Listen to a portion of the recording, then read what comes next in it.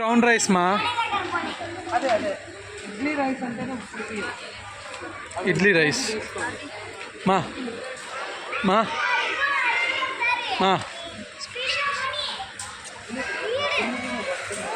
Slow సమ్మె చెప్పు. అద్దాలే అంటే చిన్నగా పెద్దగా. Very good. అన్నీ 1 minute తీస్తున్నా.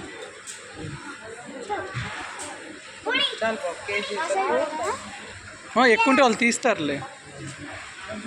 సరిపోతాయి పాప ఏం వాళ్ళు